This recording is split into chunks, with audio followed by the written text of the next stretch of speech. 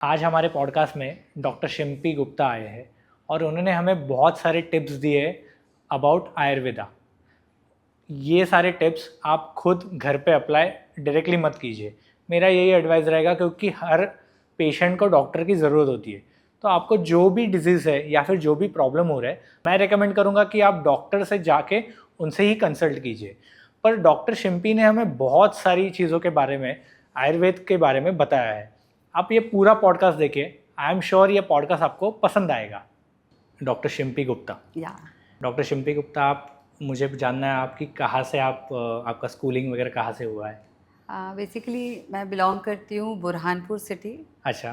Which is close to Khandwa. Border है MP और महाराष्ट्र का। राइट। एंड मेरा स्कूलिंग नेहरू मॉन्टेसरी स्कूल जो बुरहानपुर में है वहाँ से हुआ है। अच्छा, आप बुरहानपुर से हो। Yes. Okay, fine. एंड फिर आपका स्कूलिंग वहाँ पे हुआ, फिर आपका हायर एजुकेशन कहाँ से हुआ है? स्कूलिंग करने के बाद हमारे टाइम पे तो प्री मेडिकल एग्ज़ाम्स होते थे जो मैंने जिसमें सिलेक्ट होके then I went for Ayurvedic studies to Raipur.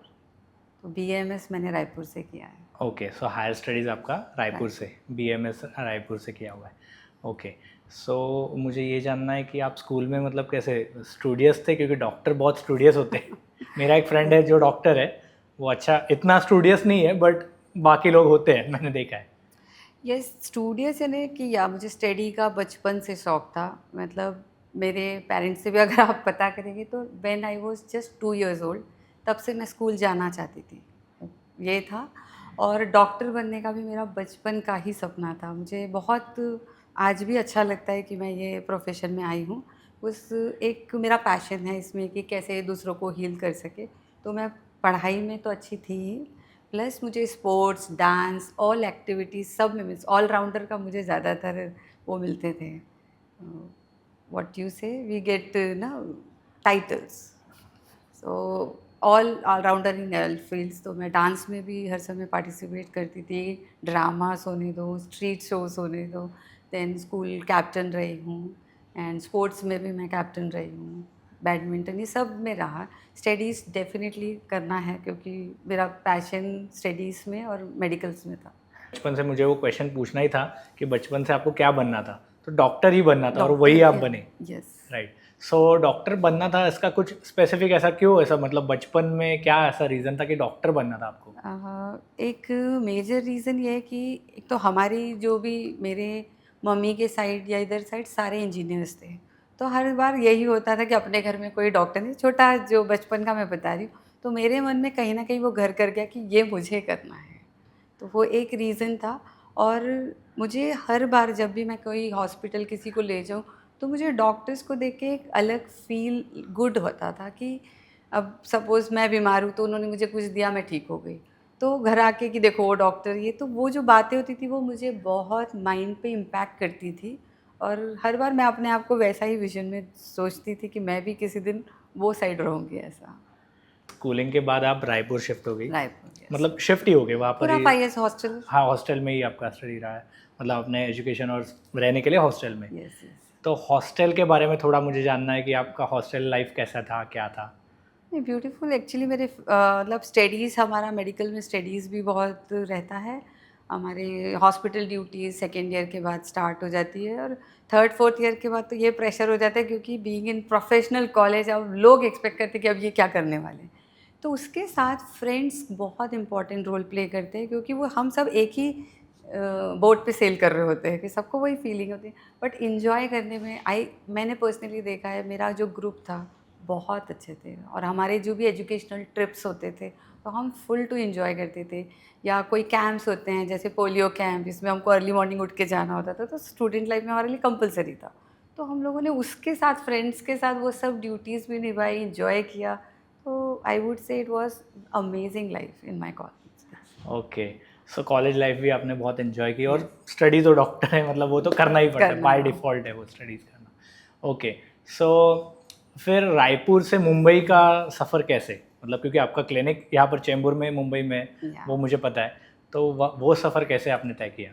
C after my graduation मैंने 1 साल इंटर्नशिप, मतलब हमारा 6 मंथ्स इंटर्नशिप रहता है, 6 मंथ्स आयुर्वेदा, 6 मंथ्स एलोपैथी। तो 1 ईयर इंटर्नशिप, देन 1 ईयर हाउसमैनशिप का भी और एक और साल मैंने जॉब किया. फिर then I got married to Mumbai. My husband is a scientific officer here in BRC. Oh nice. So उसके बाद उन्होंने मुझे बस एक चीज़ कहा कि तुमने एक एजुकेशन मीन्स एक मेडिकल डिग्री ली है तो डोंट वेस्ट इट, तो डू समथिंग. तो मैंने यहाँ स्टार्टिंग में प्लान किया कि कोई हॉस्पिटल ज्वाइन करूँ, बट वो टाइमिंग और ये सब मुझे वो बिकॉज बॉम्बे में सब चीज़ें काफ़ी दूर थी. एक मुझे प्रभा देवी, देन बहुत लंबा लंबा में ही मिल रहे थे जॉब जो भी हॉस्पिटल्स में.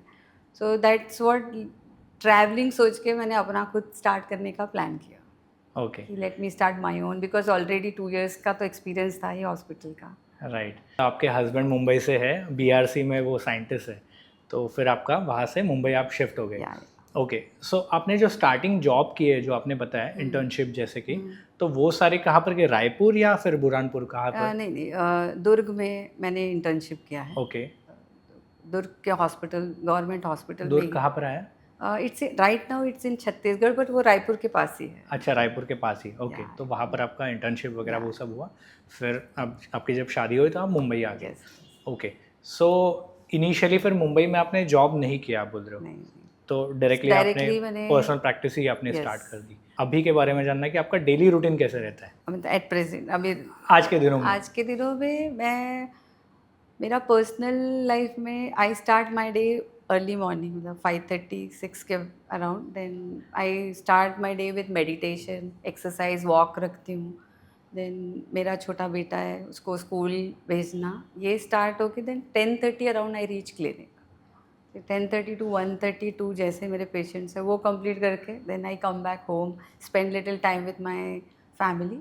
Again I leave by 4:30 till 7 8 जब तक पेशेंट है. फिर again evening family time. Okay. So बहुत ही मतलब क्या बोलते हैं उसको, एक Routine. डिसिप्लिन. डिसिप्लिन रूटीन नहीं Routine है. इतना सारा कर पाते हैं, बिकॉज मुझे पढ़ने का आज भी बहुत शौक है. So I normally I am with 1 or 2 course. Right now also I am doing 1 course. तो मेरा नाइट में 9 to 10 या 9 to 10:30 मेरे लेक्चर्स रहते हैं. मतलब sometime I give, sometime I take, मतलब आई लर्न. वो मेरा every year I always plan कि नहीं कुछ तो एक या दो चीज़ तो ऐड ऑन होना चाहिए, नॉट नेसेसरी जो मेरे क्लिनिकल हो. लाइफ लर्निंग को भी मैं बहुत वैल्यू देती हूँ. तो मेडिटेशन लर्निंग हो गया, देन स्पिरिचुअल लर्निंग, लाइफ के बारे में सीखना, ये मुझे बहुत इंटरेस्ट है मुझे. राइट.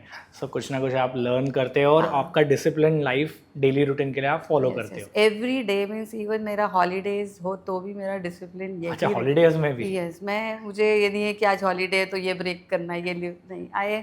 आई सेड वो जैसे मेरा मंडे हॉलीडे है, बाकी का संडे होता है, तो बोला लाइफ को, बॉडी को नहीं पता है कि आज मंडे है Sunday, so leave to that thing. But ठीक है, एक प्रेशर, एक क्लिनिक नहीं जाना है तो कुछ और करना है उस समय, तो I plan like that. Right right. Ayurveda ही क्यों, आयुर्वेदा में ही आपने क्यों चूज़ किया कि आपको डॉक्टर बनना है? ट्रूली स्पीकिंग मुझे एक्चुअली आयुर्वेदा में नहीं जाना था. मैंने एग्ज़ाम दिया था प्री मेडिकल टेस्ट, तो उसमें हम लोगों की रैंकिंग्स होती है. तो MBBS फर्स्ट मैंने प्रायोरिटी भरी थी, और सेकंड बिकॉज मैंने और कोई सोचा ही नहीं था कि मुझे किस में जाना है, तो मैंने आयुर्वेद भरा, देन होम्योपैथी भरा. लाइक दैट हम लोगों को एक सीक्वेंस में एग्ज़ाम फॉर्म में भरना होता है. सो मैंने जब एग्ज़ाम दिया तो मेरा वेटिंग लिस्ट ऑफ MBBS में नाम था, और मुझे डायरेक्ट एडमिशन मिल रहा था आयुर्वेदा में. So my parents, everybody made me understand कि अब ये वेटिंग के लिए वेट करो, या वो आया तो ठीक है but don't waste your year, because आपको डॉक्टर तो आयुर्वेद में भी बनोगे. और बट मेरा इनिशियल इंटरेस्ट नहीं था उतना, पर बिकॉज मैंने कहा चलो let's try, because everybody is telling कि अभी 12th करके मैंने एग्ज़ाम दिया और मेरा डायरेक्ट हो रहा था, तो go ahead with this. Because मेरी मम्मी का बहुत स्ट्रॉन्ग बिलीव था कि ये जब तुम बन के निकलोगी आयुर्वेदा में तो आयुर्वेद का टाइम आ जाएगा. She use to believe that time कि तू इसमें जा, this is going to be future. And then I agreed with that thing. और जब मैंने आयुर्वेद पढ़ना स्टार्ट किया, एंड फर्स्ट ईयर मैंने बुरहानपुर से ही किया. बुरहानपुर में भी आयुर्वेदिक कॉलेज है, और मैंने सोचा कि लेट मी सी, अगर मेरा वेटिंग क्लियर होता है तो be here, let me be here only. जब मुझे लगा कि वो उतने रेंज तक वेटिंग क्लियर नहीं होगा, I have to perceive Ayurveda only, then I decided to take transfer to a college जो मुझे MP में उस समय सबसे बेस्ट कॉलेज रायपुर का था, तो मैंने वहाँ ट्रांसफ़र किया. Okay. And then So, when I मैंने जब बुरहानपुर में फर्स्ट ईयर किया तो मैंने टॉप किया। सो वो मुझे मोटिवेट किया कि आई थिंक मेरे ब्रदर ने मुझे एक बात बोली कि देखो दीदी, अगर आप एमबीबीएस में गए ना तो आप वहाँ बॉटम में रहोगे, लेकिन आप आयुर्वेद में टॉप पे हो। सो वो मुझे क्लिक किया था और मैंने बोला let me pursue with this only. फिर मैंने हार्ड वर्क किया उसमें। और आयुर्वेद में जो आपने सीखा, तो वो तो चलो कि एक आपके पेशेंट जो आते हैं या फिर जो भी आते हैं तो उनको तो आप गाइड करते ही हो, बट एज अ पर्सन आपको उसका क्या इम्पैक्ट में हुआ है आयुर्वेदिक स्टडीज़ का? ओ अ लॉट। मतलब हम लोग ऐसी फैमिली से, बिजनेस फैमिली से बिलोंग करती हूँ मैं, मेरे पेरेंटल साइड से। सो वहाँ हम लोगों का ये सब रूटीन नहीं होता है। लाइक हमारा सिनेमा हॉल रहा है उधर, तो लेट नाइट्स और फिर सुबह देर से उठना 12 बजे 11 बजे, तो मतलब हर routine not as per the life pattern, वो नहीं था। लेकिन जब मैंने आयुर्वेद ज्वाइन किया और ये सब चीज़ें की और देखा कई लोगों को वो फॉलो करते हुए, तब मुझे लगा कि एक्चुअली लाइफ ऐसे ही लीड की जाती है। तो हम आयुर्वेद में मानते हैं कि आप बीमारी का ट्रीटमेंट मत करिए, आप बीमार ही मत होइए, बिकॉज बॉडी डिज़ाइन हुई है हेल्दी रहने के लिए। सो कहीं ना कहीं उसका मैकेनिज़्म हम ही गड़बड़ कर रहे हैं तो हमें बीमारी आ रही है। तो वो पार्ट मुझे बहुत इंटरेस्टिंग लगा कि वेलनेस के ऊपर वर्क करना चाहिए रेदर देन इलनेस के लिए। तो मैंने अपना वो भी मोटिव मिशन भी वही रखा है, to remove I of illness and replace it with WEV of wellness. So वो चीज़ मैंने अपने लाइफ में भी फॉलो की है। धीरे धीरे धीरे ये रूटीन जो आप देख रहे हैं, ये पढ़ पढ़ के ही वो दिमाग में हो गया है। इवन ईटिंग पैटर्न्स ये सब इसलिए नहीं कि वो अच्छा है, वो पढ़ के आपने वो नॉलेज को यूज़ नहीं किया तो वो नॉलेज एक्चुअली सिर्फ ज्ञान बांटने जैसा हो जाएगा। और हमने खुद वो अप्लाई किया है ना, तो हम बहुत कॉन्फिडेंटली, इवन हमारे पेशेंट होने दो, फैमिली मेम्बर्स होने दो, वो हमें वैसा देखते हैं कि if they are following we can also follow. Right, तो कंप्लीट आपकी लाइफ आयुर्वेद स्टडीज़ की वजह से चेंज हो चेंज, गई है। कंप्लीटली मतलब चेंज ही होगी क्योंकि आप इनिशियली आप जैसे बोल रहे थे कि वहाँ पर आप जब आप वहाँ पर आपकी लाइफस्टाइल थोड़ी अलग थी। मॉडर्न जो हाँ, आजकल है ना, जो मॉडर्न बिजनेस लाइफस्टाइल थी। पैटर्न है हम लोग, और आज भी हम, अगर मैं आज सोचती हूँ इवन बिजनेस होने दो, अगर हम वही लाइफ, जैसे हमारा लाइफ साइकिल बना है कि सुबह उठना है, रात को जल्दी सोना है, तो वो हेल्थ का एक बेस लाइन है। तो हम वो डिस्टर्ब करके हेल्थ को कैसे अचीव कर सकते हैं? तो वो मैंने फॉलो करने की बहुत हद तक कोशिश करती हूँ।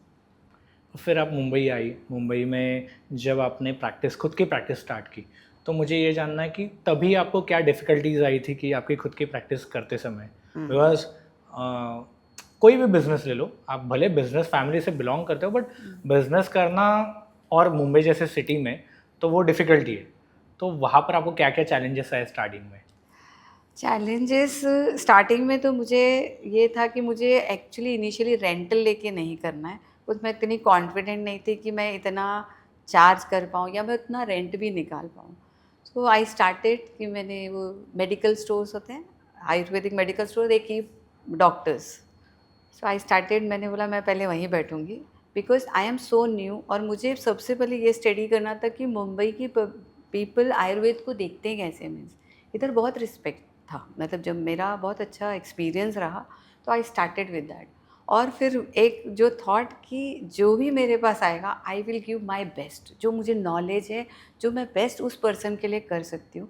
तो फर्स्ट डे मुझे 2 लोग आए जो आज तक मेरे फैमिली मेम्बर जैसे बन गए हैं। सो 2 पेशेंट मेरे आए थे जिनको क्रॉनिक प्रॉब्लम, ऑब्वियसली आयुर्वेद में वो क्रॉनिक प्रॉब्लम के लिए ही अचीव किया, मतलब मुझे अप्रोच किया कि ऐसा ऐसा है, अब स्टेरॉइड चल रहे हैं, आप कुछ कर सकते हैं क्या? तो आई सेड यस, बट आपको थोड़ा ये चेंजेस, मैंने पूरा उनको ऐसे बात से एवरीथिंग ऐसे कनेक्ट हुई।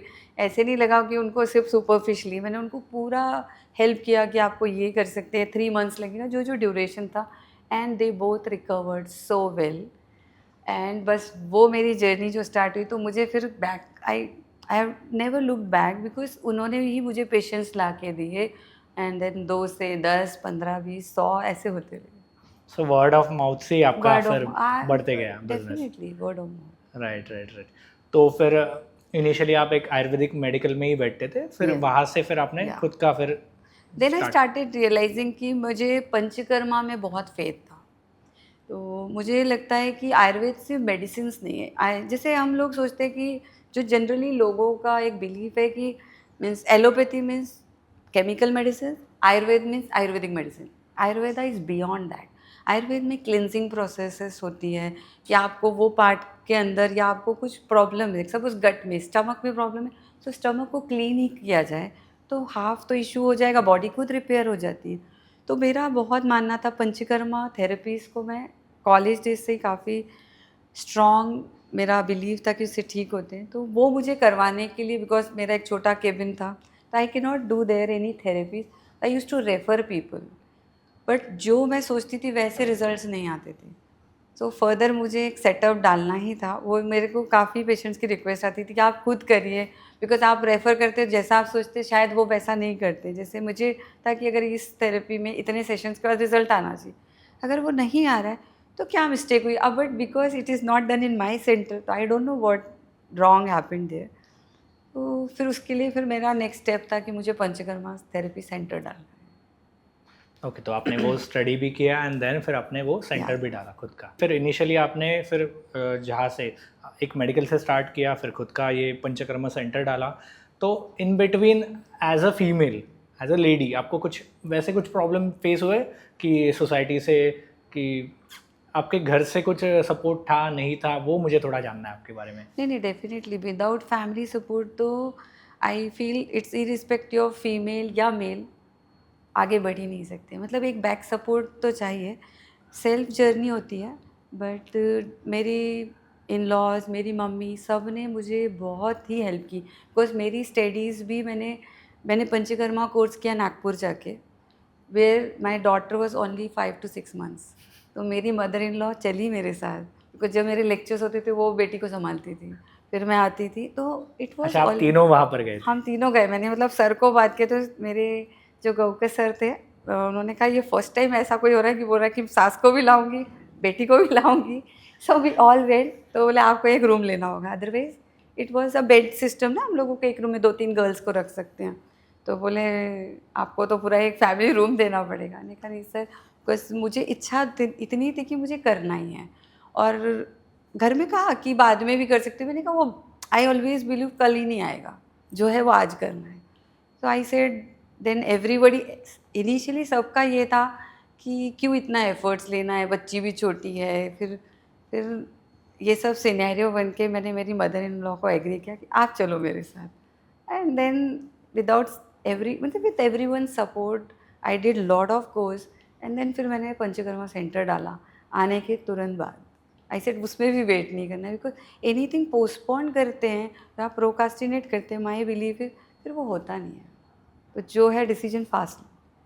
और सोसाइटी से आपको कुछ नहीं, नहीं, इट्स नेवर बीन। अभी तो हम लोग तो जिस एरा में बड़े हुए, तो इतना तो वुमेन्स का वो था नहीं। We already I studied in hostel में 5 साल बाहर रही, ये सब तो इंडिपेंडेंट तो हम हो ही गए। सोसाइटी से भी मुझे कभी नहीं लगा, ऑलवेज एप्रिसिएशन ही मिला, नाइस। सपोर्ट ही रहा। उस वे में तो आई एम ऑलवेज लकी कि मैंने जहाँ भी जो भी चीज़ स्टार्ट किया, मुझे बहुत सपोर्टिव पीपल मिले हैं। सो आप विपासना गए हो, तो विपासना एग्जैक्टली होता क्या है और आपका एक्सपीरियंस क्या है विपासना के बारे में? Vipassana is like 10 days meditation, एक टाइप का इनर जर्नी कह सकते हैं। तो मैंने पहली बार किया दुर्ग में ही, मतलब कॉलेज के मेरे इंटर्नशिप के ड्यूरेशन में। बिकॉज़ मेरा एक इनर कहना चाहिए इच्छा थी ये जानने की कि वर्ल्ड में ऐसा होता क्यों है। मतलब कई सारे ट्रॉमास या हमारे लाइफ की चीज़ें या हमारा इमोशनल टर्बुलेंस जो आता है वो हम कैसे मैनेज करें। बिकॉज जैसे जैसे हम बड़े होते हैं हमें काफ़ी सारे, और I was always a emotional girl. मुझे लगता था छोटी छोटी चीज़ें हर्ट कर रही है, छोटी चीज़ें ये फील कर रही है कि इसने ऐसा क्यों कर दिया। तो मुझे ये बहुत था कि ये हमें हो रहा है और वही सेम सिनेरियो में कोई और है उसे नहीं हो रहा है, तो what is a difference. That ये जब मेरा चल रहा था इंटर्नशिप, तो मेरी हॉस्टल में एक दीदी, मतलब एक सीनियर रहते थे, वो बहुत हैप्पी थे। हैप्पी मतलब always in that mood off elevated mindset, जबकि हमें पता था उनकी लाइफ में काफ़ी सारी डिफ़िकल्टीज़ है। पर्सनल लेवल पे हम जानते, मैं पर्सनल लेवल पे जानती थी कि वो बहुत सारे चैलेंजेस फेस कर रहे हैं, वो जो नॉर्मल चैलेंजेस नहीं होते हैं, काफ़ी इस टाइप के कि फैमिली डिस्प्यूट्स से लेके खुद का पर्सनल डिवोर्स, बहुत सारी चीज़ें। But I use to see her to a very happy zone.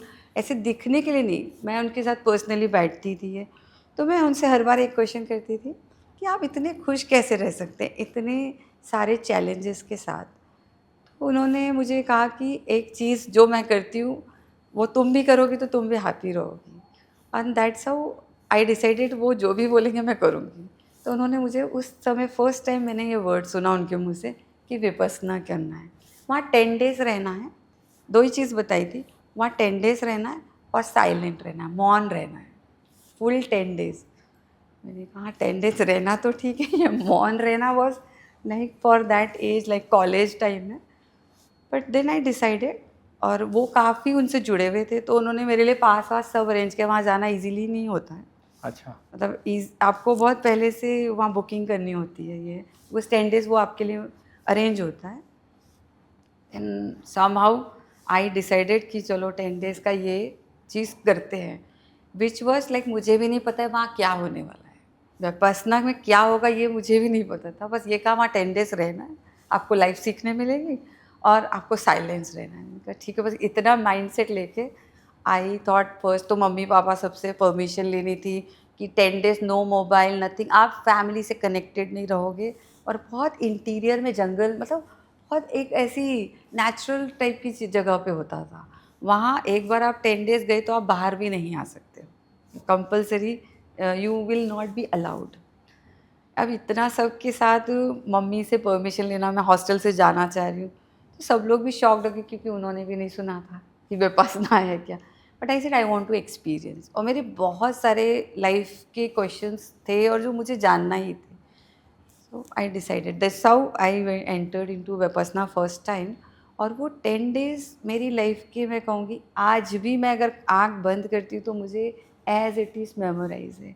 इतने पीस, इतने अच्छे से उन्होंने मेडिटेशन और सेल्फ जर्नी में लेके गए। अंदर आप क्यों ऐसा सोचते हैं, या what is with in you, कहना चाहिए सोल ओपनिंग, वो था। And it was an amazing experience. Second time मैं गई, मुझे लगा कि मुझे मेरे डैड को ले जाना था, because I used to feel he used to be very much into stressed because of business. Business. And actually बहुत मेरा भी जाने का बहुत बड़ा रीज़न ये रहा, क्योंकि जब मैं फाइनल में गई, मेरे से मेरा ब्रदर था 1.5 साल छोटा, वो समहाउ ड्राउन्ड हुआ, मतलब he was final year of engineering. So वो जो सिनेरियो लाइफ में हमारा हुआ कि छोटी family, 2 kids, mother father, and suddenly हम लोग अलग लाइफ का सोच रहे, एक डॉक्टर एक इंजीनियर, एंड देन एक होता है ना घर में बातें हो रही है कि ये होगा, अभी तुम्हारा ये, अभी ये बाहर जा रहा है, उसका जॉब भी लग गया था कैलिफोर्निया में। तो हमारे घर यही डिस्कशन कि अभी जाना है जाना है जाना है, पासपोर्ट बन रहा है, वीज़ा, और सडनली हमें लगा कि वो है नहीं। सो वो जो टर्बुलेंस मेरी बॉडी ब्रेन में आई, मेरा फाइनल का एग्ज़ाम था, am final year of my college, 3 months में, एंड सडनली मैं हॉस्टल से घर आ गई और सब, मतलब लाइफ स्टिल हो गई कि ऐसा भी हो सकता है लाइफ में, सोचा ही नहीं। वो जानने के लिए खासकर मैंने विपश्यना की कि ये एकदम सडन जो लाइफ में आ जाता है, 360 डिग्री चेंज,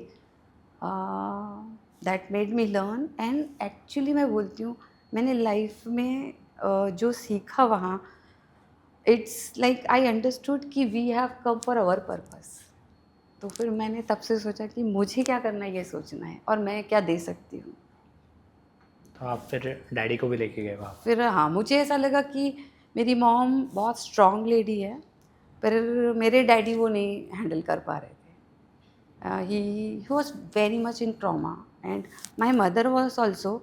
बट जब मम्मी बोली कि नहीं, इनको पहले ले जाओ, and then I took my dad second time. मैं उनको लेके नागपुर में, मैंने वहाँ के जो हमारे टीचर थे उनसे बात किया और बोला कि मुझे मेरे डैड को लाना है। तो उन्होंने अर्जेंट, मतलब हम एक्चुअली अभी भी विपश्यना आप देखेंगे ना, इतना जल्दी उसमें एडमिशन्स मिलते नहीं हैं, you have to prior book. अभी तक मेरी मम्मी का नहीं हुआ है, मतलब अभी तक हमको मिला ही नहीं है उनका। जब भी हम प्लान करते वो सीट्स बुक नहीं रहती हैं। तो फिर मैं मेरे डैड को लेके गई, मैं as a volunteer and Vipassana दोनों में रही क्योंकि मुझे उन्हें देखना भी था, he was not in good health. तो वैसा मैंने सेकेंड टाइम विपश्यना किया, because it's a life learning thing. मतलब अगर आपको बहुत डीप क्वेश्चंस है लाइफ के, तो आपको इनर सेल्फ ही आंसर मिलेंगे, आपको वर्ल्ड में बाहर नहीं मिलेंगे वो आंसर। आई गेस मुंबई के यहाँ पर लोनावड़ा में है। हाँ यहाँ है, लोनावला में नहीं, समवेयर इगतपुरी में बहुत बड़ा सेंटर हाँ है। इगतपुरी है, इगतपुरी सॉरी, इज हाँ द इगतपुरी में, यस, इगतपुरी राइट। इगतपुरी में। और वहाँ तो एक्चुअली रिपोर्टर्स को ही मिलता है, फ्रेशर्स को मिलता नहीं, मतलब जिन्होंने अच्छा, किया है उन्हीं को वो प्रायोरिटी ओके, देते हैं because- इगतपुरी वाला, yes। ओके, हाँ इगतपुरी में है, सुना है मैंने, राइट। उसके बाद मेरा तो दोबारा ऐसा 10 डेज जाना एक्चुअली पॉसिबल नहीं हो पाया। मैंने जनरल प्रैक्टिस ही किया है जो हमको सिखाया था मेडिटेशन का। राइट।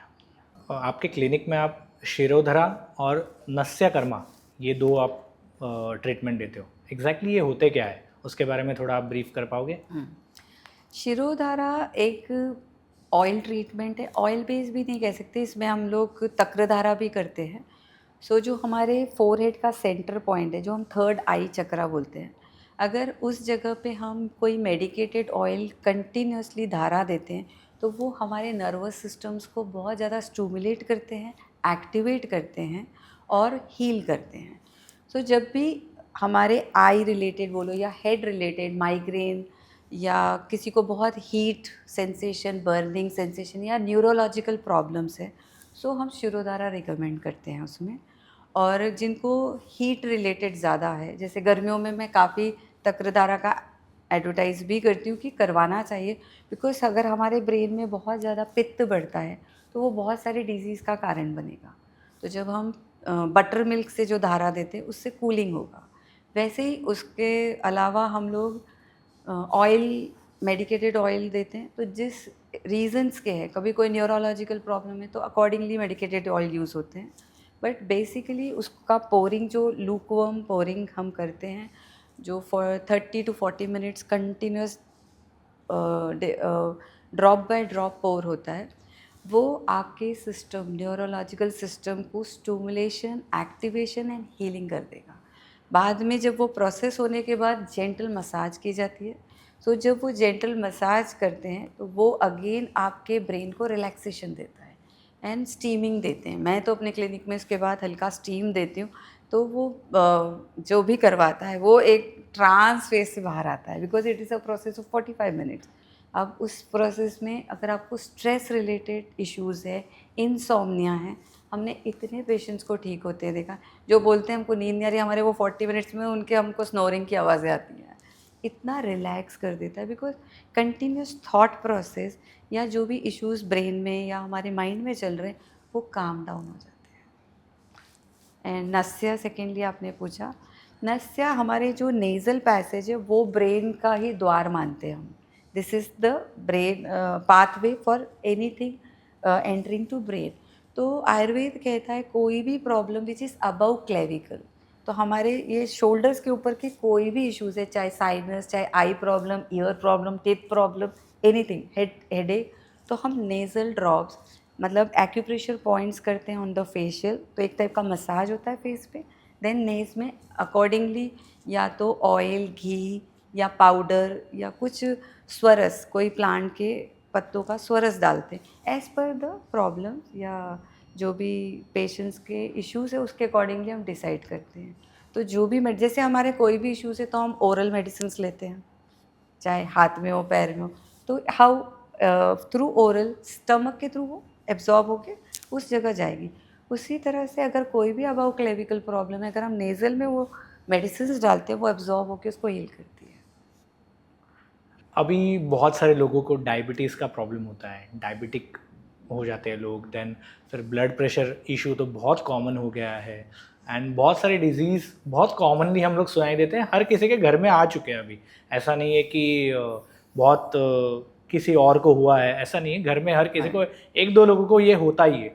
उसके रीजंस क्या है, ये सब डायबिटीज़ होना या फिर ब्लड प्रेशर, मेजरली ये दो प्रॉब्लम्स के रीजंस क्या है, कुछ आप बता पाओगे? सी डायबिटीज़ एंड ब्लड प्रेशर दोनों ही एक प्रकार की लाइफस्टाइल डिसऑर्डर्स है। डायबिटीज़ तो मधुमेह मतलब आयुर्वेद में लिखा है ये धनी लोगों को होता है, मीन सेडेंट्री लाइफस्टाइल ये आयुर्वेद में लिखा है। लिखा है। मतलब डायबिटीज़ इज़ रिच लोगों की डिजीज़ में लिखा गया है, बिकॉज़ ये उनको आता है जिनकी सीडेंट्री लाइफस्टाइल है, जो मूवमेंट्स नहीं कर रहे हैं, और आज हमारी सबकी सीडेंट्री लाइफस्टाइल हो गई है बिकॉज वी आर सिटिंग मोर। तो आपका जो सिस्टम है वो स्टूमुलेट नहीं हो रहा है, वॉकिंग नहीं हो रही है, तो ये एक बहुत बड़ा रीज़न है। There are many other reasons, I am not telling कि, बट ये आज की डेट में जो यंगस्टर्स को भी आना, एक तो फूड हैबिट्स, वी हमारे नेचुरल फूड प्रिपरेशन से हम जंक फूड पे चले गए, तो body is not design to digest that. तो वो कहीं ना कहीं हमारे पैनक्रियाज पे, हमारे सिस्टम पे एक प्रेशर डाल रही है, और वो आपका इंसुलिन स्पाइक कर देती है। और अब रेगुलरली आप खा रहे हैं और बैठ रहे हैं, there is no moments, there is no exercise, तो वो एक बहुत बड़ा रीज़न है डायबिटीज़ के लिए, फाई से। But when it comes to blood pressure, stress is one of the major reason. और जो हमारा लाइफ पैटर्न चेंज हो गया है कि जिस टाइम पे जो करना है वो ना करके कुछ और हो रहा है। तो कई लोगों का नाइट शिफ्ट चल रहा है, फिर आप सुबह उठ नहीं रहे हैं, आप एक्सरसाइज नहीं कर रहे हैं, आप हर चीज़ को हमने टाइम नहीं है करके एक बहुत अच्छा एक्सक्यूज़ दे दिया है। बट मैं हर बार ये सोचती हूँ कि अगर ये डिज़ीज़ आ गई तो आपको टाइम निकालना पड़ेगा। अगर आप आज टाइम नहीं दे रहे हो अपनी फ़िटनेस के लिए, तो कल आपको टाइम देना होगा अपने डिज़ीज़ के लिए। तो मेजरली ये लाइफस्टाइल, डिसऑर्डर्स ही है। हाँ, तो करेक्ट लाइफस्टाइल फॉलो ना करने के वजह से ही ये दो मेजर, मेजर आ रहा है जो यंगस्टर्स में दिख रहा है ना। राइट। अगर आपको genetically there are chances, but अभी हम जो मेजर कॉज देखते हैं वो लाइफस्टाइल का ही इशू है। आपके कोई ऐसे क्लाइंट्स जिनके बारे में आप बता पाओ कि उनको एक ड्रास्टिक उनके लाइफ में चेंज हुआ है बिकॉज ऑफ योर ट्रीटमेंट, तो वो कुछ शेयर करना चाहते हो आप? विदाउट नेम चलेगा, बहुत है, बहुत सारे हैं जिनके लाइफ जो में आपको याद है ऐसे बहुत चेंजेस जिनके हुए हैं। एकदम बहुत ज़्यादा प्रॉब्लम में थे और फिर एक मुझे भी केस याद आ रहा है जो मेरे पास आए, और उनका पूरा स्पाइन, फुल स्पाइन डैमेज हुआ था। उनको स्पाइन में लंबर रीजन में ट्यूबरक्लोसिस भी था, और he was just age of 38, और वो ड्राइवर है, मतलब he is a driver to some big celebrity person. So उनका ये था कि उन्हें सर्जरी बोली थी, बट चूँकि वो जो फॉर्म भरते उसमें लिखा था कि अगर ये सर्जरी में if he is not, it might happen कि अगर वो रिकवर नहीं होते तो ये लाइफ लॉन्ग बेड रिटर्न हो सकते हैं। स्पाइन सर्जरी में हर समय एक प्रोटोकॉल, मतलब ये लोग पर साइन होता है, करना ये ही होता बताते हैं वो है, लोग। या सो तो वो पर्सन ने, जो जिनके ड्राइवर, उन्होंने वही कहा कि यार इतना यंग है, छोटे छोटे बच्चे हैं, और वो बंदा को सर्जरी नहीं करना, लेकिन वो बैठ नहीं सकता था, लेटे ही रहते थे। वो केस की बात, तब वो मेरे पास आते थे अपने प्रॉब्लम्स में, उनका ट्रीटमेंट चल रहा था, जिनके वो ड्राइवर थे। तो उन्होंने मुझसे बात किया कि ऐसा ऐसा इशू है, बहुत यंग गाय है और इतना 3 बच्चे, छोटे बच्चे हैं, तो क्या कुछ आयुर्वेद में हो सकता है क्या? मैंने उनका पूरा एमआरआई देखा, ये सब देखा। मैंने कहा देखिए, अगर एक्चुअली एमआरआई देख के सर्जरी ही करना है, बट अगर उन्हें सर्जरी नहीं जाने हैं तो better we will try Ayurveda. तो मैंने पंचकर्म में उनका पूरा एक ट्रीटमेंट प्लान किया, जो कि मैंने, वो रहते थे जोगेश्वरी और चेंबूराना, और उसमें भी वो ही कैन नॉट ड्राइव, मतलब बैठ भी नहीं सकते, बैठ भी नहीं सकते थे, तो वो बाकायदा बाय ओला करके ये सब लेट के आते थे, स्ट्रेचर से हम उनको बेड पे ले जाते थे ऐसे केस में। मैंने कहा लेकिन मुझे उनको एवरी डे 21 डेज तो डेली ही आना है, अच्छा डेली 21 डेज आते थे? आना पड़ेगा, और ट्रीटमेंट 40 सेशंस रहेंगे। तो फर्स्ट 21 डेज़ में मुझे ब्रेक नहीं चाहिए, मुझे इस बीच एक आइडिया लगेगा कि वो रिकवर हो रहे या नहीं। बस ये सोच के मैंने लिया, बिकॉज हमारा ये हुआ कि because he doesn't want to go for surgery, let me try. अब मैंने ट्राई किया, 1 वीक 10 डेज़ वो आए, देन वो बैठ के आने लगे। 8 दिन के बाद उन्होंने कहा I can sit.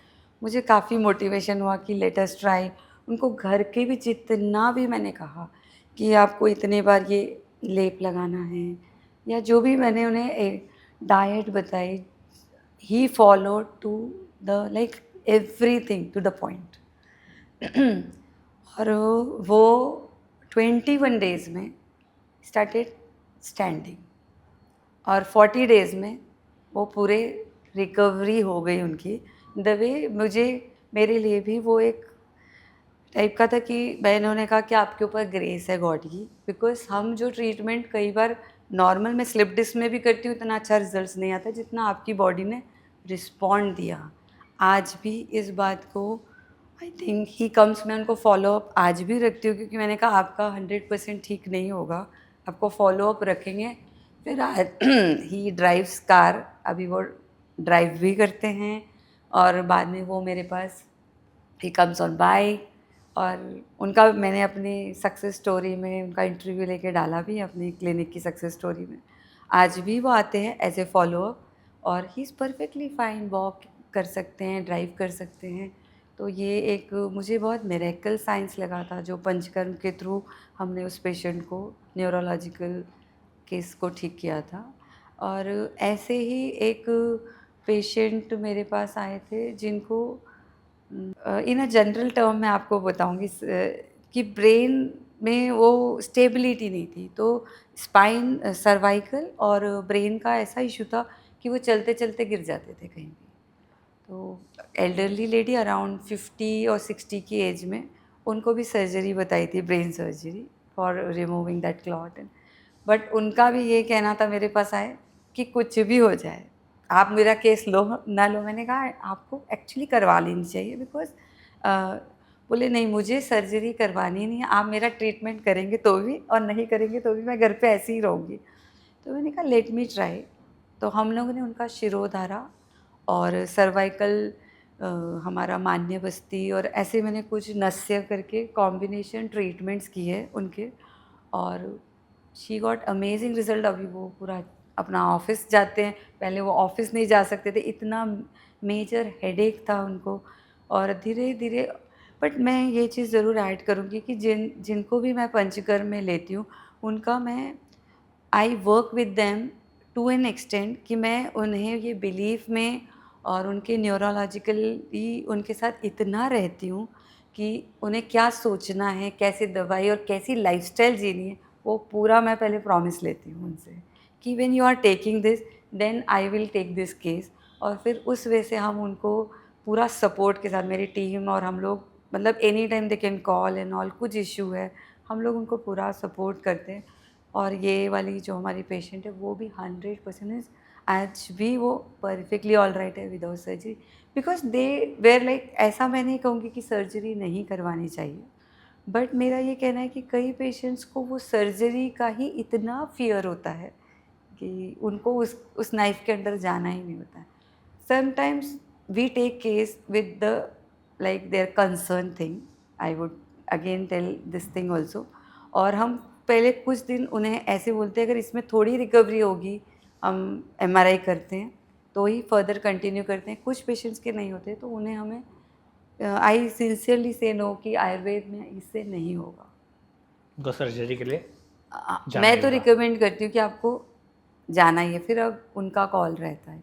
Right, panchakarma के बारे में आप बता रहे हैं, तो पंचकर्मा एग्जैक्टली है क्या, और उसके बारे में थोड़ा ब्रीफ में बता सकते हैं? या पंचकर्मा ये आयुर्वेद का एक सब्जेक्ट है क्या, जैसे हमारा एक मेडिसिन सब्जेक्ट होता है, ये थेरेपी सब्जेक्ट है।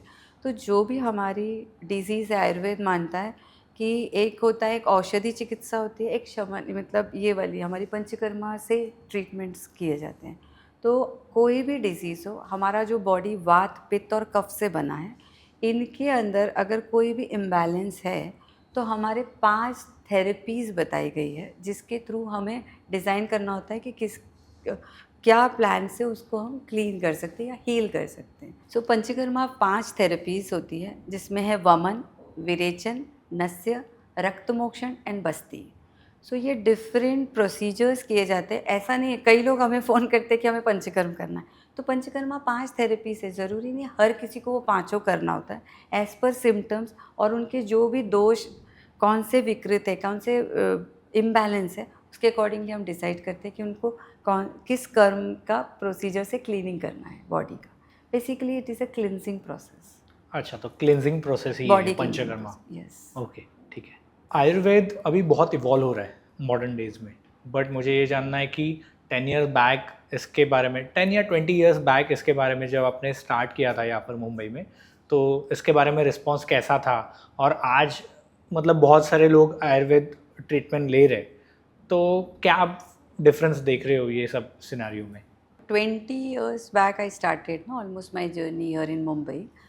तब भी आयुर्वेद मुंबई में ऑलवेज मैंने देखा कि लोग प्रेफर करते हैं, but the awareness now more is in youngsters after Covid. और अभी जो मैं रिस्पॉन्स देखती हूँ अपने क्लिनिक में वो ये है कि people are coming for wellness. अब डिज़ीज़ के लिए नहीं, कई लोग आते हैं ये पूछते हुए कि हमको हेल्दी रहना है तो क्या करें आप आयुर्वेद में, विच आई ट्रूली लव। कि आप, मैं हर बार पेशेंट्स को बोलती हूँ, देखिए आप बच्चे को ट्यूशन कब लगाते हैं? वो फेल होता है तब लगाते हैं क्या? पहले आप से। पहले से लगाते हैं ताकि वो टॉप करे। तो डॉक्टर्स इधर आप डिजीज़ लेके मत आइए, आप वेलनेस पूछने आइए। सो अब वो मैं चेंजेस देखती हूँ। And when I see youngsters से भी, क्या बच्चे, school kids, and they are coming and they want to do it, they are ready to do it, वो मुझे बहुत हैप्पीनेस देता है। मतलब अभी मुझे बहुत अच्छा लगता है। ये चेंजेस मैंने definitely after Covid, health awareness बहुत बढ़ी है। राइट, तो आफ्टर कोविड मतलब यंगस्टर्स में ये स्प्रेड होते जा रहा है, ये या ज़्यादा इसके बारे अवेयरनेस इसके बारे में। अवेयरनेस, और लोग एक्सेप्ट कर रहे हैं, they are ready to try this, कि ठीक है देखते। पहले ऐसा नहीं था। पहले मेरे पेशेंट्स लेवल जो थे ना अबव 30-40s, ऐसे में जॉइंट पेन्स है, स्टमक इश्यूज़ है, लेडीज़ जेंट्स ऐसे आते थे। अब मेरे पास बच्चे हैं, छोटे छोटे बच्चे भी हैं, बिकॉज काफ़ी कोल्ड प्रॉब्लम्स के अंदर भी हम लोग नस्से करते हैं छोटे बच्चों को। तो मैंने जस्ट बॉर्न 7-8 डेज़ के बच्चों को भी लिया है। तो वो अवेयरनेस, और एक स्वर्ण प्राशन कैंप होता है आयुर्वेद में, where we put drops for kids just born to 16 years में, फॉर हेल्थ माइंड्स डेवलपमेंट, उसके लिए वो भी अवेयरनेस मैंने बढ़ते हुए देखी। अभी पेरेंट्स कॉल करते हैं कि कब है वो प्रोग्राम, वो एवरी मंथ आता है, वंस इन अ मंथ। अच्छा, स्वर्ण स्वर्ण प्राशन, हाँ मेरा वो फ्रेंड मैंने बताया कि डॉक्टर है, वो भी ये डालता है। क्या एग्जैक्टली होता है ये मतलब? स्वर्ण प्राशन एक पुष्य नक्षत्र करके एक दिन होता है एवरी मंथ में, एक 1 डे इज़ दैट डे।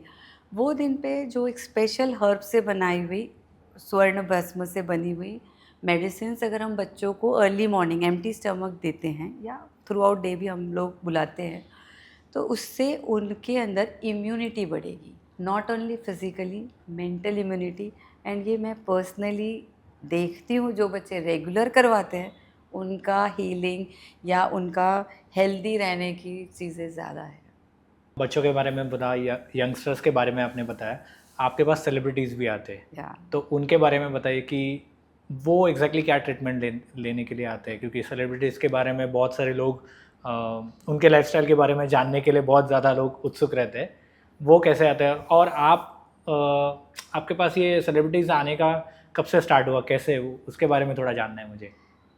देखिए सेलिब्रिटीज़ में मैंने विद्या बालन को सबसे पहले आई थिंक 2004 में वो आए। वो भी मुझे अपने वर्ड ऑफ माउथ से ही मिले हैं, बिकॉज़ मेरी एक पेशेंट, उनके हेयर ट्रीटमेंट मैं कर रही थी, जो कि काफ़ी चेंजेस, विद्या बालन की मदर आंटी सरस्वती आंटी अभी आते हैं हमारे पास, तो उनको उनके हेयर में काफ़ी चेंजेस वो नज़र। चेंबूर से ही थी विद्या यस, बालन? चेंबूर में ही रहते थे, मेरे हाँ। क्लिनिक के बहुत पास में ही उनका घर है। तो जब उनके हेयर में चेंज आया और उनसे पूछा गया कि आप कहाँ जा रहे हो, क्या कर रहे हो, तो जब उन्होंने मेरा रेफरेंस दिया, तो that's how I got for celebrities. फिर एक को ठीक हुआ, और I always see all this people, they are very much taking care mentality में रहते हैं फॉर सेल्फ हेल्थ। तो ज़्यादातर वेलनेस ट्रीटमेंट के अप्रोच ही रहता है कि कैसे हेल्दी रहना है, कैसे हेयर को रखना है, आईज़ को, बिकॉज उन कैमरे की वजह से आईज़ में भी तो हमारा नेत्र तर्पण जो ट्रीटमेंट होता है वो बहुत पसंद करते हैं, नस्या है, देन नाभि बस्ती, मतलब ये सब wellness, how you can be fit with natural therapies. Right, कौन कौन आते हैं? अभी तक मैंने, देखिए विद्या बालन मेरी बहुत रहे हैं, देन रकुल प्रीत है, जैकी भगनानी, हमने टाइगर श्रॉफ और जैकी श्रॉफ को भी ट्रीटमेंट में देने गई हूँ। और काफ़ी है, इलारुन भी आए हैं, इलारुन जी आए हैं हमारे पास, आदित्य रॉय, ये सब। ओके, सो नेचुरली फिट रहने के लिए या फिर वेलनेस के लिए ये लोग स्पेशली आपके पास या आते हैं। वेलनेस। आयुर्वेद के बारे में बहुत सारे मिथ भी है, क्योंकि क्या होता है कि बहुत सारे व्हाट्सएप वीडियोस आते रहते हैं, फिर यूट्यूब वीडियोस आते हैं, बहुत सारे छोटे छोटे क्लिप्स में ये वीडियोस आते हैं, तो बहुत सारे मिथ्स भी है। तो ये मिथ के बारे में आप क्या बताओगे, कौन से मिथ है और लोगों ने कौन से मिथ फॉलो नहीं करने चाहिए? मिथ्स तो बहुत सारे हैं। एक तो आयुर्वेद एक होलिस्टिक, मतलब it's a life science first of all. So वो एक मेडिसिन्स नहीं है, जो मैं ऑलवेज कहती हूँ कि it's not a different way of medicines, it's a life science. तो यहाँ आपको, जब लोग ये सोचते हैं कि इसकी दवाइयों में ये है, तो इट्स ओवरऑल आपको उसमें एक होलिस्टिक साइंस वे से ही ट्रीट किया जाता है। सेकेंडली, कई लोगों को लगता है कि आयुर्वेद में मीन्स ऑयल मसाज, मतलब ऑयल मसाज नहीं है, वो पंचकर्मा ट्रीटमेंट है। तो वो भी एक मिथ जैसा रहता है कि तेल लगाने से कैसे ठीक होगा। तो हम लोग ये मैं तो अपने पेशेंट को यही एक्सप्लेन करती हूँ कि हमारे जो स्किन एक बहुत बड़ा मीडियम है मेडिसिन्स को अंदर लेने के लिए। तो अगर हम एप्रोप्रिएट चीज़ें देंगे, जॉइंट्स के लिए अलग चीज़ें होती हैं, स्किन की अलग होती हैं, तो उसके थ्रू वो एब्जॉर्ब होते हैं। तो इट इज़ नॉट अबाउट, लोग सोचते हैं हम घर पे ही लगा लेंगे। It's a technique, it's a method, उसमें मर्मा पॉइंट्स दबाए जाते हैं, उसमें रिफ्लेक्सोलॉजी की जाती है। तो it's basically healing through the technique. तो ये एक मिथ है। कई बार हम बोलते हैं ना थेरेपीज़, कुछ पेशेंट्स का रहता है कि आप ऑयल दे दो, हम घर पे लगा लेंगे। तो it's just not application, it's which oil. और आपके सिम्टम्स और सिनेरियो देखिए वहीं की वहीं, जैसे मेडिसिन्स बदली जाती है वैसे ऑयल भी चेंज होते हैं, एप्लीकेशंस की चीज़ें, मेथड्स चेंज होती हैं। तो ये एक मिथ, ये दो आई थिंक आयुर्वेद के ज़्यादातर यही मैंने जो देखने में आए हैं। आयुर्वेद मतलब भारत की एक देन है, सबको पता है कि भारत से ही इसकी शुरुआत हुई है आयुर्वेद की, और बहुत ज़्यादा स्प्रेड हुआ है ओवरऑल वर्ल्ड में। तो आपने जैसे यहाँ पर स्टडीज़ किया है, आयुर्वेदिक डॉक्टर हुआ, आपने प्रॉपरली स्टडी किया हुआ उसका, तो वैसे ही ये वर्ल्ड वाइड भी होता है? मतलब क्या ये फिर स्टडीज़ ओनली भारत में ही चलते हैं? स्टडीज़ तो ये कोर्स तो अपने इंडिया में ही मेनली है, बट प्रैक्टिस सब जगह हम कर सकते हैं। उनके सबके अपने एक प्रोटोकॉल रहते हैं, एग्ज़ाम्स रहते हैं या कुछ तो भी उनका सर्टिफाइड करके आज वर्ल्ड वाइड आयुर्वेदिक सेंटर्स चल रहे हैं। बट हम प्रैक्टिस कर सकते हाँ, हैं। पर मेरा क्वेश्चन ये है कि वैसे कुछ कॉलेजेस वगैरह भी है वर्ल्ड वाइड की वो इंडिया में ही चलते हैं? इंडिया में ही। अच्छा, इंडिया हाँ, में ही मेरी नॉलेज मेजरली। के हिसाब से तो इंडिया में इंडिया ही में है, ही है, या okay, but you right. Can practice हाँ, अदर प्रैक्टिस तो वर्ल्ड वाइड अभी, क्योंकि चल। बहुत स्प्रेड हो रहा है, योगा भी और आयुर्वेद दोनों या वर्ल्ड वाइड बहुत ही स्प्रेड हो रहा है अभी, राइट। ओके, सो कुछ कुछ टिप्स मैं जानना चाहता हूँ आपसे कि हेल्दी लाइफस्टाइल के लिए लोगों ने क्या टिप्स फॉलो करने चाहिए? देखिए, हमारा जो लाइफ है वो एज पर आयुर्वेद 4 पिलर्स पे खड़ा है। तो मैं आयुर्वेद की इसमें बोलूँगी, फिर मैं उसको चेंज कर समझाऊँगी अपने नॉर्मल वे में, कि आहार, विहार, आचार और विचार, ये 4 हमारे लाइफ के पिलर्स हैं।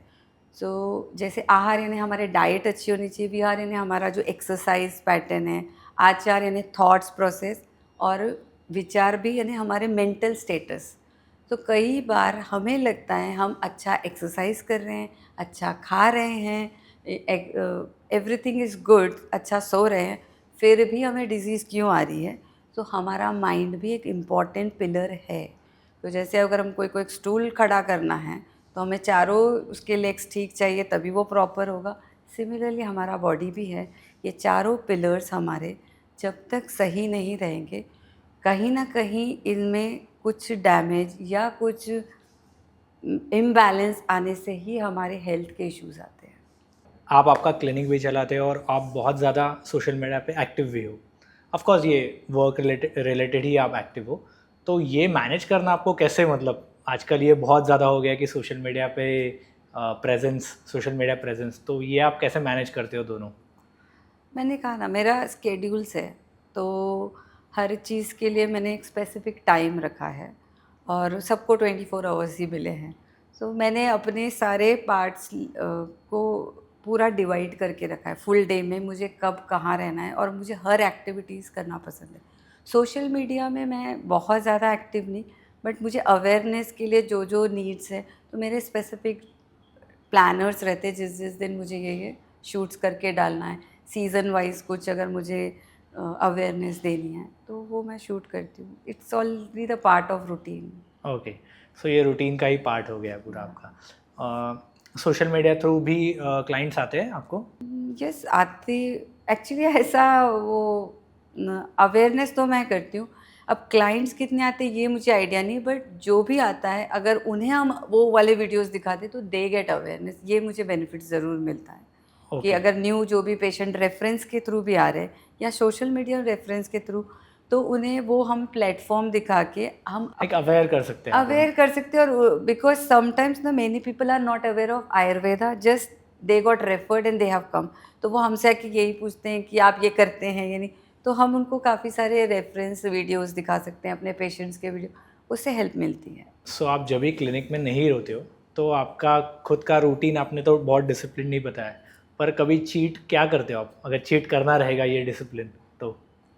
Cheat discipline in the sense, ऐसा मुझे हार्ड एंड फास्ट नहीं है कि मुझे ये टाइम यही करना है, ये टाइम यही करना है, but it is overall life का मैंने एक ये बनाया। मुझे दोस्तों से मिलना पसंद है, मुझे डांस पसंद है, तो हमारे बिल्डिंग फंक्शन है तो आई पार्टिसिपेट, हमारे कॉलोनी के फंक्शंस है या ग्रुप परफॉर्मेंस है, मैं हर जगह अवेलेबल होती हूँ।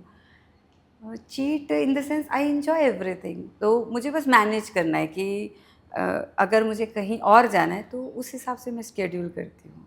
एंड इट इज़ नॉट कि अभी मैं एकदम, जब मैं बोल रही हूँ मैं रूटीन फॉलो करती हूँ तो बस मैं ये नहीं खाती हूँ। आई ईट एवरीथिंग, एवरीथिंग से इन द सेंस हमें लाइफ में सब कर सकते हैं।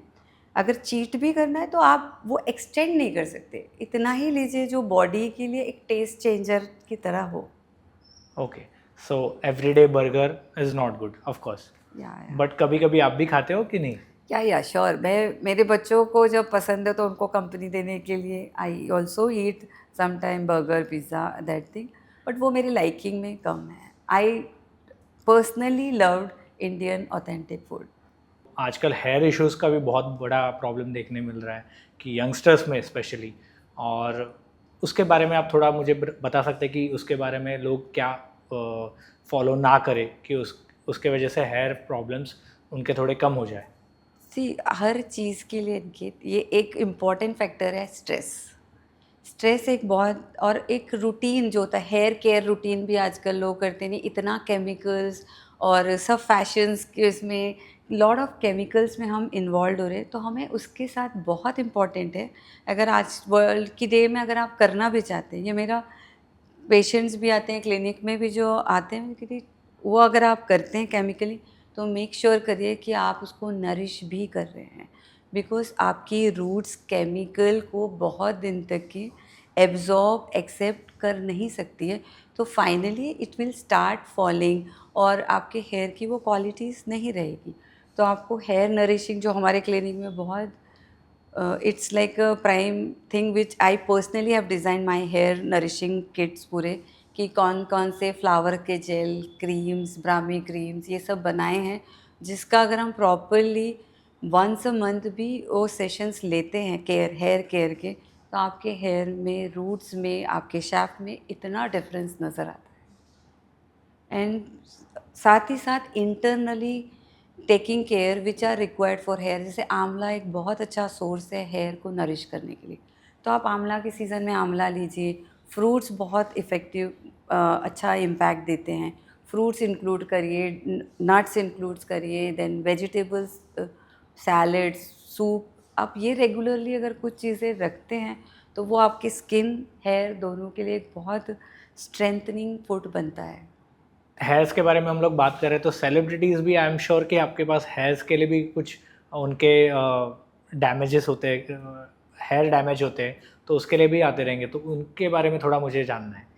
देखिए, उनका हेयर तो काफ़ी ज़्यादा बिकॉज़ ऑफ उनके वर्क के लिए ओवर यूज़ होता है chemicals, blow drawing and all.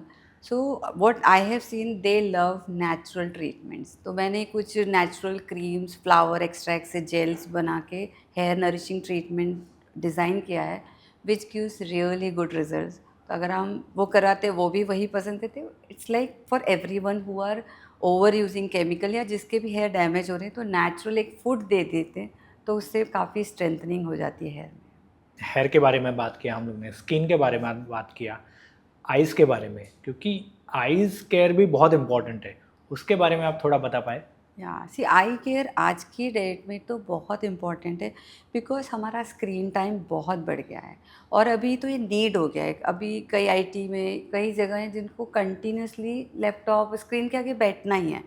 सो इससे उन कई लोगों को आई पावर बढ़ रहे हैं, माइग्रेन इश्यूज काफ़ी हो रहे हैं, because continuously when you are watching you get strain और योर हेड ऑल्सो।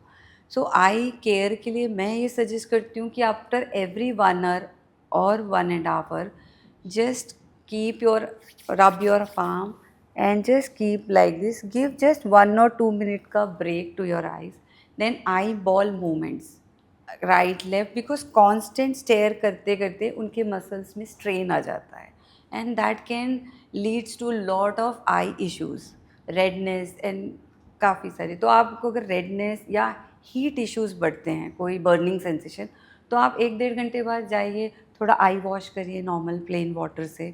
और जैसे मैंने कहा, ये रब करना है and eyeball movements which will hardly take 2 to 3 minutes. तो ये अगर आपने 3-4 बार ऐसे ब्रेक्स ले लिए तो it will definitely help. So leg pain के बारे में भी मुझे जानना है कि थोड़े एज के बाद लोगों के घुटने या पैर दुखना स्टार्ट हो जाता है, तो उसके बारे में भी थोड़ा आप मुझे एक्सप्लेन कर पाएँ? या देखिए, नी पेन या जॉइंट्स पेन होना ये एक डीजेनरेटिव प्रोसेस है जो 40-45 के बाद हमारे ऑस्टियोपोरोसिस या बोन्स घिसने लगती हैं, उस वजह से होते हैं, जो इवन आफ्टर मेनोपॉज लेडीज़ को काफ़ी देखने में आता है। तो certain exercise, muscle strengthening exercise हमें ज़रूर ऐड करना चाहिए अपने डे टू डे लाइफ में। इवन अगर कई लेडीज़ जो कंटिन्यूस किचन में काम कर रहे हैं, स्टैंडिंग पोजीशन में रहते हैं, तो उनको वेरिकोज भी आते हैं।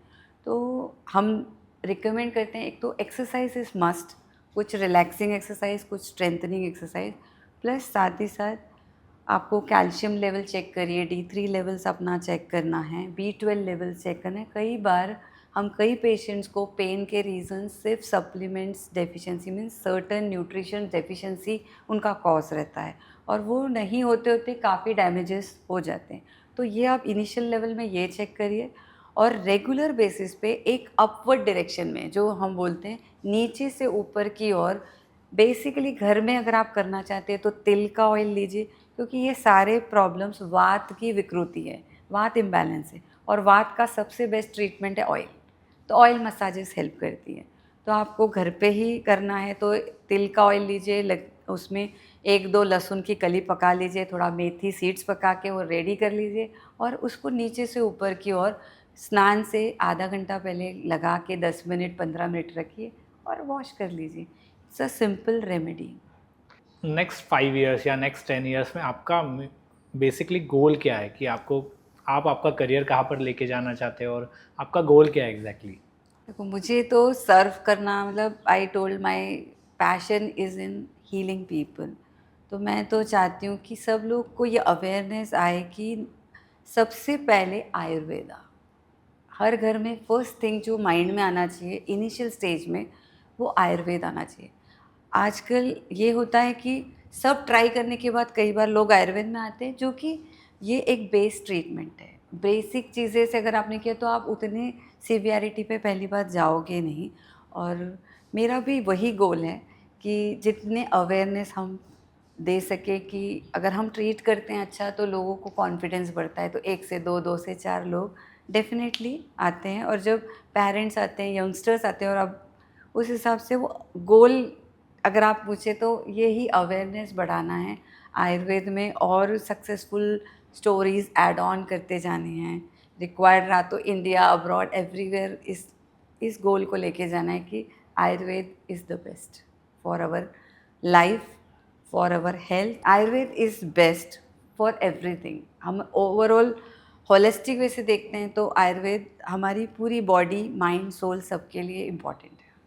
आयुर्वेदिक ट्रीटमेंट जो होती है और मेडिकल ट्रीटमेंट, वो लोगों को आयुर्वेदिक ट्रीटमेंट ही क्यों चूज़ करनी चाहिए, उसके बारे में क्या बोल सकते हैं आप? देखिए, ये दोनों ऐसे हम इसको चूज़ करना या मेडिकल को नहीं, इस टाइप से नहीं डिसाइड किया जाता। सबसे इम्पॉर्टेंट है हमें फर्स्ट चीज़ें नेचुरल को ही देना चाहिए। तो इनिशियल स्टेज में हम अपने आप से जितना कनेक्टेड रहेंगे तो हमें सिम्टम्स बहुत जल्दी पता चलते हैं। आप उसको एग्रीवेट करते जाएंगे इतने लेवल तक कि अब वो नेचुरल के बियॉन्ड हो जाएंगे तो आपको केमिकल्स ही लेना होगा। और जैसे आप एक हैबिट डालते हैं बॉडी को, अगर आपने हीलिंग की, नेचुरल की हैबिट दी है तो बॉडी यूज टू हो जाती है। तो आपको वही हल्दी एंटीसेप्टिक काम करेगी, नहीं तो आपको उसके लिए ही केमिकल्स ही वर्क करना होंगे। तो how you train your body, अगर आपने नेचुरल ट्रेन किया है तो नेचुरल उसकी लैंग्वेज वो समझेगी। तो सबसे पहले आयुर्वेद इसलिए बिकॉज़ ये हमारा नेचुरल बॉडी बना है, इसमें नेचुरल चीज़ें डालना ही इम्पॉर्टेंट है। आयुर्वेदिक वे में अगर आप मुझे बताओ तो मॉर्निंग स्टार्ट हम लोग कैसे करें? मतलब आयुर्वेदिक वे में आप क्या गाइड करोगे या क्या टिप्स दे पाओगे कि हम लोग की मॉर्निंग हम लोग स्टार्ट करें फ्रेश रहे। फ्रेश रहे? यस। या very important and very nice question actually. देखिए, हम, मेरा मानना है अगर आपको दिन को जीतना है ना तो आपको रात को जीतना होगा। तो अगर आप अर्ली सोते हैं तभी आप अर्ली उठ पाएंगे। और जितना अगर हमारा मॉर्निंग अर्ली रहता है तो हमारे पास बहुत टाइम रहता है सेल्फ केयर का। अदरवाइज़ वो 1 घंटा लेट उठना हमको हरी भरी स्ट्रेस में डाल देता है। तो अगर आप मॉर्निंग उठिए, अपना एक स्केड्यूल, आपका जो भी डेली क्लीनिंग प्रोसेस ये करके आप कम से कम 15 मिनट एक अवेयरनेस, सेल्फ अवेयरनेस में रहिए। मेडिटेशन जिसे हम कहते हैं, या ब्रीदिंग एक्सरसाइज, या सूदिंग म्यूज़िक सुनना, मतलब अपने सेल्फ के साथ रहें। ये एक बहुत इम्पॉर्टेंट रिचुअल्स अगर आप फॉलो करते हैं तो फुल डे आप फ्रेश, एक्टिव, एनर्जेटिक फील करेंगे। सेकंड, योगा, मेडिटेशन, योगा और एक्सरसाइज, ये चीज़ें अगर आप अपने डेली रूटीन में डालते हैं, ये आपको इनिशियली लगेगा कि मैं वो 1 घंटा कैसे निकालूं। अगर आपने ये 1 घंटा निकालना शुरू किया तो आपको इतना समय बचना स्टार्ट होगा, बिकॉज आपकी क्रिएटिविटी बहुत बढ़ जाती है जब आप ये वाले फ्रेश मॉर्निंग रिचुअल्स फॉलो करते हैं। इम्यूनिटी बूस्टिंग के लिए आपके पास क्या सिंपल सिंपल टिप्स है? इम्यूनिटी, देखिए बहुत सारी चीज़ें हैं। मैं कुछ कुछ काढ़े तो मेरे पेशेंट को अक्सर बताती हूँ। एक बहुत अच्छा इम्यूनिटी बूस्टिंग है कि थोड़ा 1 या 2 पिंच ड्राई जिंजर पाउडर लेना है और 1-2 पिंच हल्दी, वार्म वाटर में हाफ कप में वो मिला के आप पी लीजिए। इससे भी आपको इम्यूनिटी बूस्ट होगा।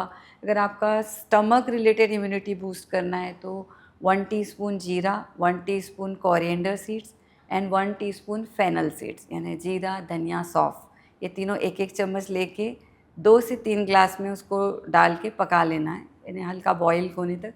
ये 3 ग्लासेस आपको फुल डे में सिप बाय सिप पी लेना है। This will help for improving your gut. Then amla is very good. एक और बहुत अच्छा ड्रिंक जो हम बना सकते हैं वो हल्दी से बनता है, कच्ची हल्दी। कच्ची हल्दी को थोड़ा कट करके चॉप, उसको भी पका के और जिंजर डाल के एक स्मॉल 3 थिंग्स, आप हल्दी लेना है, जिंजर पीस डालना है और एक आंवले का टुकड़ा, ये तीनों को पका के एक शॉट जैसा बनाना है और empty stomach. This is also a great immune improving kadha what we can drink. But ये उन लोगों के लिए नहीं है जिनका हीटी बॉडी है। सो अगेन, हम जो भी टिप्स बताते हैं वो as it is universal tip नहीं होती है, सबके लिए अप्लाई नहीं होगी। नहीं होगी। बट एक जनरल आपने पूछा तो ये चीज़ें दी जाती है इन अ जनरल। बट आप देखिए, अगर आपको वो चीज़ों से कुछ भी अलग सिम्टम्स या बॉडी नहीं एक्सेप्ट करी, इमीडिएटली बंद करिए। बिकॉज कई लोगों को तो वीट एलर्जी है, कई लोगों को मिल्क एलर्जी है। तो it's like it's everything is not universal, specific होते हैं। और आयुर्वेद तो हर व्यक्ति को यूनिक पर्सनालिटी वैसे ही ट्रीट करता है। इनके कॉमन ट्रीटमेंट प्रोटोकॉल्स नहीं होते हैं। फिर भी ये ट्राई कर सकते हैं। इससे सब, ये जो मैंने 2-3 चीज़ें बताई, उससे इम्यूनिटी बढ़ती है, मैक्सिमम पीपल की बढ़ती है। ओके। यूजुअली आयुर्वेदिक ट्रीटमेंट में टाइम जाता है, लोगों का ऐसा कहना होता है, तो उसके बारे में आप क्या बोलोगे? अ, देखिए आयुर्वेदिक ट्रीटमेंट्स टाइम लेती है। ऐसे हर डिसीज़ के एक अपना एक लाइफ स्पैन रहता है। अगर कोल्ड हुआ है तो 7 दिन में लेगा, वायरल है तो 7 टू 10 डेज़ लेगा। तो डिसीज़ का भी एक लाइफ साइकिल होता है। अकॉर्डिंगली आप जितना जल्दी अप्रोच करते हो और अपनी बॉडी को जितना ट्यून्ड रखते हो नेचुरल चीज़ों से हील होने के लिए, उन व्यक्तियों के लिए वो बहुत क्विकली इफ़ेक्ट करती है। लेकिन आपने कभी भी अपनी बॉडी को नेचुरल थिंग्स से हीलिंग का एक लर्निंग नहीं दिया है, तो उन लोगों में टाइम लग सकता है। बट हम कहते हैं हर चीज़ का एक स्पैन है। अभी हमें चाहे आप आयुर्वेद दृष्टि से देखो, मॉडर्न दृष्टि से देखो, एक बच्चे को बर्थ होने में 9 मंथ्स लगना ही है। तो उसमें हम क्विक प्रोसेस नहीं कर सकते। उनका एक प्रोसेस होके ही वो चीज़ें प्रॉपर बनती हैं। तो जो भी डिज़ीज़ अगर हमको रूट से रिलीज़ करनी है, तो उसके रूट कितनी डेप्थ में है वो डिपेंड करता है। अगर आपने उनकी बीमारी की जड़ें बहुत नीची कर रखी है तो उसको उतना टाइम लगेगा, क्योंकि हम बोल रहे हैं हम जड़ से निकाल रहे हैं। तो जड़ें कितनी फैली है उसके हिसाब से आयुर्वेद वर्क करता है। जो भी ये लिसनर्स सुन रहे हैं, जो भी आपका ये पॉडकास्ट जिनको अच्छा लग रहा है, उनको आपको कांटेक्ट करना है तो वो कैसे कर सकते हैं? मेरा क्लिनिक है चेंबूर में। अभी फ़िलहाल मेरा एक ही सेंटर है चेंबूर में, बिज़नेस पॉइंट 202। और बाकी डिटेल्स हम अभी नीचे आ रही है, उसमें ये लोग कांटेक्ट कर सकते हैं उस नंबर से। और क्लिनिक में मैं अपॉइंटमेंट लेके मिल सकते हैं। और मेरे कई सारे पेशेंट्स बाहर के भी हैं, तो मैं ऑनलाइन कंसल्टेशन भी देती हूँ। So even if they can't come to Mumbai and all, तो ऑनलाइन कंसल्टेशन फैसिलिटीज़ भी अवेलेबल। ओके, श्योर, मैं सारी डिटेल्स तो नीचे डाल ही दूँगा डेफ़िनेटली। आज हम लोग ने पॉडकास्ट ये शूट किया है, बातचीत की है, आपको कैसा एक्सपीरियंस रहा है इसका? बहुत अच्छा एक्चुअली। आयुर्वेद रिलेटेड जहाँ भी मुझे कॉल आता है और मुझे बोलने का मौका मिलता है, मुझे बहुत खुशी होती है। And I am ever ready to serve in that field. Right. आपको कैसा एक्सपीरियंस रहा, मतलब आपको कुछ ज़्यादा प्रेशर हुआ कि नहीं, बातें नहीं। कैसे एकदम नॉर्मल चली? हाँ, नॉर्मल डेफ़िनेटली बहुत ही रिलैक्स और बहुत अच्छा। नाइस। और आपके क्वेश्चंस भी बहुत अच्छे थे। Means it will definitely help people. Thank you, thank you.